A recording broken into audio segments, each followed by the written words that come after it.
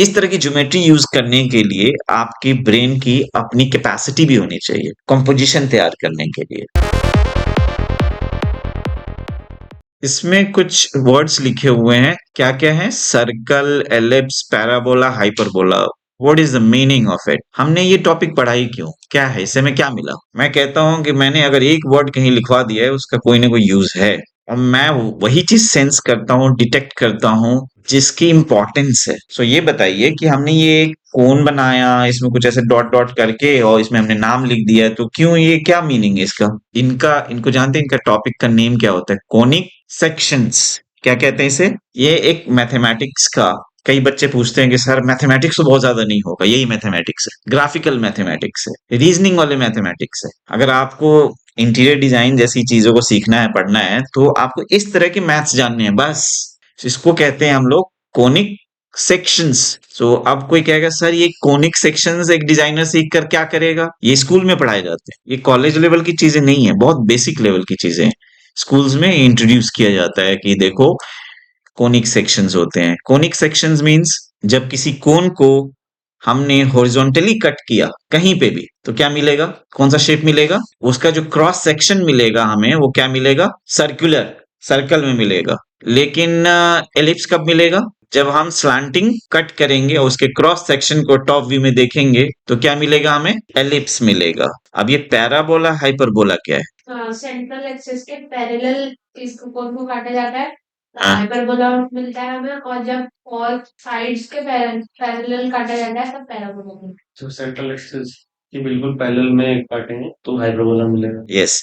इसको याद करने के लिए इसको कहते हैं मेमोरी हैंगर। मैं हमेशा ये बोलता रहता हूँ ऑनलाइन कि आपको अगर याद नहीं आ रहा है, अचानक से किसी ने पूछ दिया बताओ डिफरेंस क्या होता है पैराबोला हाइपरबोला में, तो हमें एक ऐसे याद करना है, सीधा आदमी, सीधा आदमी हाइपर होकर बोला। सीधा आदमी जनरली हाइपर नहीं होता है। सीधा आदमी हाइपर होके बोला, मतलब सेंट्रल एक्सिस के पैरेलल अगर कोन की कटिंग कर रहे हो, वो जो क्रॉस सेक्शन आएगा वो क्या होगा? हाइपरबोला। सो जैसे हाइपरबोला आपने सॉल्व कर लिया है, तो ऑब्वियस सी बात है कि पैराबोला उसके स्लैंटिंग लाइन के पैरेलल होगा। यहाँ दिखाया भी जा रहा है, देखिए ये पूरा का पूरा सेक्शन जो है ये दिख रहा है, जो किसके पैरेलल दिख रहा है? इसके दिख रहा है ना जी, इसलिए पैराबोला है। और सेंट्रल एक्सिस के जस्ट पैरेलल ये कटिंग हो रही है, इसलिए इसका नाम हाइपरबोला है। हमने कोनिक सेक्शंस तो सीख लिए, इसके एप्लीकेशन किसी को पता है क्या एप्लीकेशन है? बिना एप्लीकेशन के कोई टॉपिक मत पढ़ो। कोई भी टीचर, कोई भी दुनिया का कोई भी इंसान आपको कुछ सिखा रहा है, उसके एप्लीकेशन नहीं बता रहा है, इसका मतलब वो नॉलेज हाफ है, फुल नहीं हुआ। अगर हमने ये समझ लिया कॉनिक सेक्शंस क्या है, ये स्कूल में भी हमें बताया जाता है, बस बताया जाता है बच्चों पढ़ लो, देख लो, इसका नाम है, बस हो गया। वो इसलिए सिखाते हैं कि कम से कम इंट्रोड्यूस्ड हो जाओ, लेकिन आगे जाके यूटिलिटी हो, क्योंकि आपने इस फील्ड को ज्वाइन किया है। यहाँ 2D ज्योमेट्री, 3D ज्योमेट्रीज को हम बहुत डिटेल में करते हैं। अब इसकी एप्लीकेशन आपको सीखना है। सो बताएं कि हम पैराबोला या हाइपरबोला कहाँ यूज करते हैं? सर्कल, एलिप्स तो बहुत ज्यादा यूज करते हैं, पता भी है हमें। कहाँ यूज करेंगे पैराबोला हाइपरबोला को? क्या ये इंटीरियर डिजाइन में, आर्किटेक्चर में, लैंडस्केप डिजाइन में, प्रोडक्ट डिजाइन में यूज होता है?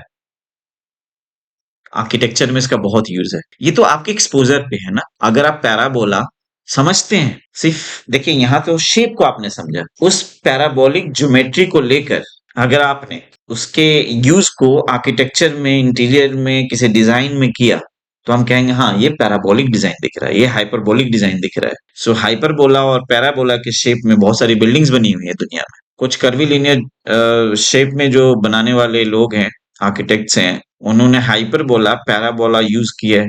पैराबोला हाइपरबोला एक common man, common designers, anybody who has just done course from any Tom, Dick, Harry institute or college or university won't be able to actually make out what's the use of parabola or hyperbola.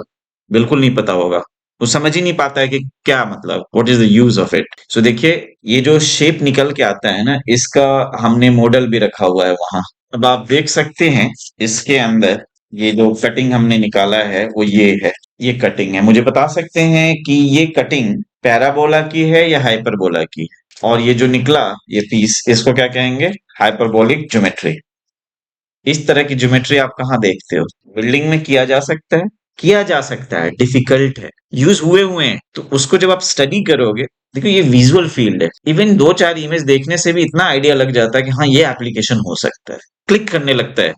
यहाँ हमें text book नहीं पढ़नी इतनी मोटी कि भाई para, अगर mathematics में आज चले गए आप, पैराबोला एंड हाइपरबोला को डिटेल में करने लगे, तो उसके लंबी इक्वेशन से निकालने के लिए हमने क्या किया कि हमने सिंप्लीफाइड वर्जन इसका सीखा कि देखो हाइपरबोला सेंट्रल एक्सिस के पैरेलल है और हमने ऐसे शेप को निकाल लिया। अब इस शेप को यूज कहाँ करना है, अब यहाँ पे क्रिएटिव माइंड काम करेगा। नॉर्मली हमारे जो बिल्डिंग्स होते हैं, इंफ्रास्ट्रक्चर जो कॉमन मैन पॉपुलेशन के लिए है, वो क्यूबॉइडल शेप में है। इस तरह की ज्योमेट्री बहुत कम यूज होती है। इस तरह की ज्योमेट्री यूज करने के लिए आपके ब्रेन की अपनी कैपेसिटी भी होनी चाहिए कंपोजिशन तैयार करने के लिए। तो आप स्क्रीन पे देख पाएंगे वीडियो में कि कुछ बिल्डिंग्स को मैंने लिया है जो कि बेस्ड है पैराबोलिक ज्योमेट्री पे and hyperbolic geometry. So the geometries which you see here, ये देखिए ये ज्योमेट्री किसका है, ये देखिए इसके शेप को देखिए कितना डिफरेंस आ गया। ये बहुत ज्यादा पॉइंटेड है, ये ज्यादा एक्सपैंडेड है, पॉइंटेड कम है। ये कौन सी ज्योमेट्री है, पैराबोलिक। सो पैराबोलिक ज्योमेट्री से बहुत सारी बिल्डिंग्स बनी हुई है। ये कंपोजिशन मुश्किल है, मैं बार बार कहता हूँ, लेकिन अगर इंटेलिजेंस किसी को डेवलप करनी है तो डिफिकल्ट चीजों पे काम करो। बॉक्स शेप तो सभी यूज कर लेते हैं, सबको आता है बना, वो तो आपके ठेकेदार जिसको हम कॉन्ट्रैक्टर कहते हैं वो भी कर लेता है। वो इस तरह की ज्योमेट्री के साथ काम करेंगे तब उनको आपकी इंपॉर्टेंस पता लगेगी, that why do we need to hire a designer an architect और इंटीरियर डिजाइनर। नॉर्मल सी चीजें जो बनाते आए हैं उसमें इतना कॉन्फिडेंस आ जाता है, उनको कहते हैं हम तो डिजाइनर्स को सिखा देंगे। तो ये स्किल्स क्यों दे रहा हूं मैं कि भाई जब आपको लगे कि सामने वाला मुझे चैलेंज कर रहा है तो आप क्या करो कि ऐसी ज्योमेट्री उठाओ, पैराबोलिक हाइपरबोलिक चीजों को लो, उसे कंपोजिशन तैयार करो। बहुत चीजें करी जा सकती हैं इससे, बहुत तरह तरह की चीजें। इसके बारे में हमने वीडियो भी बनाया हुआ है 3D कॉम्पोजिशंस में, ऑटोकैड में, आप उसको व्यू कर सकते हो। Just to get these geometry we need to learn parabola and hyperbola and composition starts. वो कॉम्पोजिशन दूसरे ज्योमेट्री के साथ मिल के भी बनाया जा सकता है। जनरली हम लोग क्या करते हैं, हम लोग क्यूब लेते हैं, क्यूबॉइड लेते हैं, फ्रस्टम लेते हैं, पिरामिड लेते हैं, कोन लेते हैं, सिलेंडर लेते हैं। ये प्रिमिटिव ज्योमेट्री है, बहुत ही कॉमन ज्योमेट्री है, स्कूल के बच्चे सारे बच्चों को पता होता है। लेकिन जब आप हायर एजुकेशन में आ गए हैं तो आपको ऐसे ज्योमेट्रीज के बारे में पता होना चाहिए जिसके कॉम्पोजिशन से सामने वाले को हैरान और परेशान कर दें।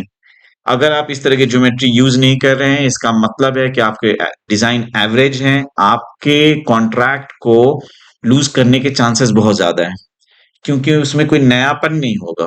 आपने देखा होगा आजकल लोग बिल्डिंग बना रहे हैं, फसाड बना रहे हैं जो कि रिपीटेड है। Panel design, panel means rectangular shape में ज्योमेट्रीज तैयार करते हैं, किसी को आगे कर देते हैं, किसी को पीछे पीछे कर देते हैं, डिफरेंट कलर्स कर देते हैं, एंड देन कहते हैं हमारा ये एक एलिवेशन है। ठीक है, वो एक स्टाइल है, मिनिमलिस्टिक स्टाइल, लेकिन उसमें भी तो एक टाइम आता है जब आपको लगता है कि ये डिजाइन रिपीटेड डिजाइन है, घिसा पिटा डिजाइन जिसे कहते हैं। तो वहीं पे इस तरह की ज्योमेट्री के साथ काम करने वाले डिजाइनर्स प्रूव कर पाते हैं अपने आप को कि नहीं। देखने वाला भी कहता है कि ये ज्योमेट्री बनाना आसान नहीं।